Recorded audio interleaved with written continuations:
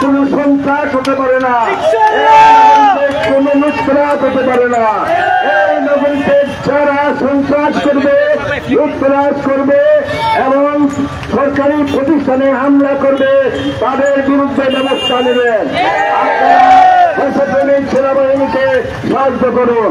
আপনারা আমাদের দেশপ্রেমিক সেনাবাহিনীকে সর্বাত্মকভাবে সহযোগিতা করুন এবং আমাদের প্রিয় নেতা জনাব তারেক রহমান আমাদেরকে নির্দেশ দিয়েছেন, আমরা প্রত্যেকটি নাগরিকের প্রতি অনুরোধ, আপনারা প্রত্যেকটি পাড়ায় মহল্লায় প্রত্যেকটি মার্কেটে আপনারা প্রতিরোধ করে তুলুন। কোন সন্ত্রাসীদেরকে কষ্ট দিবেন না। যেখানে হামলা হবে, যেখানে ভাঙচুর হবে, যেখানে সরকারি প্রতিষ্ঠানে আগুন দেবেন, তারা আমাদের গণদুশ্মন, তাদেরকে করে দিতে হবে। তাদেরকে কোন অবস্থাতে এইসব তাদের লিপ্ত হয়েছে।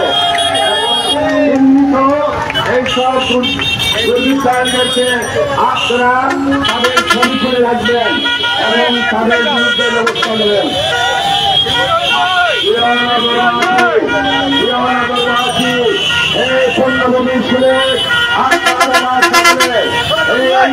এখানে হিন্দু, মুসলিম, বৌদ্ধ, খ্রিস্টান আমরা সকলে সম্মিলিতভাবে এই নগরীকে একটি শান্তি নগরী হিসাবে গড়ে তুলতে চাই।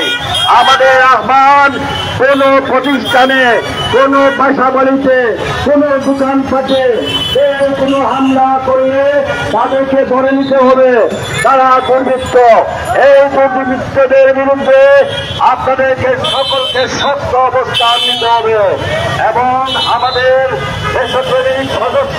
দর্শক, এই মুহূর্তে আমি সিলেটের যে কোর্টপাট প্রাঙ্গণ, সেই কোর্টপাট প্রাঙ্গণের সামনেই আপনারা দেখতে পেলেন যে সাবেক মেয়র আরিফুল হক চৌধুরী সিলেট নগরবাসীর উদ্দেশ্যে বলে গেলেন, সবাইকে শান্ত থাকার অনুরোধ করলেন। কোনো ধরনের লুট, কোনো সহিংসতা যাতে না যাওয়া যায় সেটার জন্য মানুষকে আহ্বান করলেন, সবাই ঘরে ফিরে যেতে সবাইকে বললেন।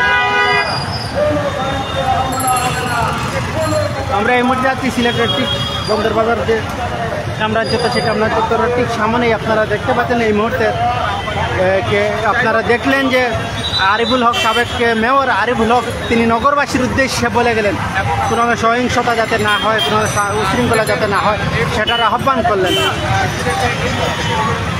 ততক্ষণ যারা আমার সাথে লাইভে ছিলেন সবাইকে আবারও ধন্যবাদ জানিয়ে আমরা লাইভ থেকে বিদায় নিচ্ছি। সবাই ভালো থাকুন, সুস্থ থাকুন। হ্যাঁ, আমরা মাঠেও আসলাম ভাই, চ্যানেল দেখুন যেন আজ ইজাজ টিভি ভাই যাই। সবাই ভালো থাকেন, সুস্থ থাকেন। আসসালামু আলাইকুম।